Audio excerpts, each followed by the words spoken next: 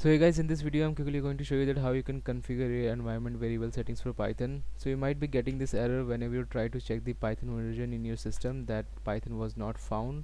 So this error occurs even if you add the path while installing the Python.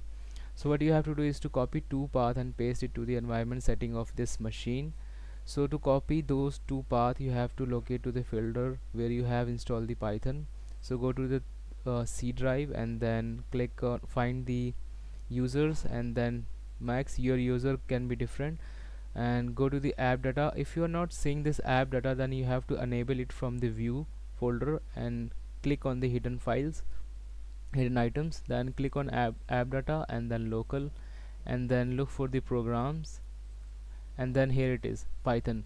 So this is the folder where my Python is residing. So you have to copy this path and paste it to the environment setting of this machine. So go to the properties and then click on advanced system setting, click on environment variable and then look for the path, then click on edit and then click on new and then paste the path that you have copied and then click on OK, and then OK. Now you have to copy the second path that is inside the script folder. Click on the script folder and then copy this path. Then again head over to the environment variable settings, click on properties and then advanced system setting, environment variable, and then look for the path, click on edit and then new and then paste the path that you have copied and then click OK, OK, and OK. Now try to run the code and check the Python version in your system.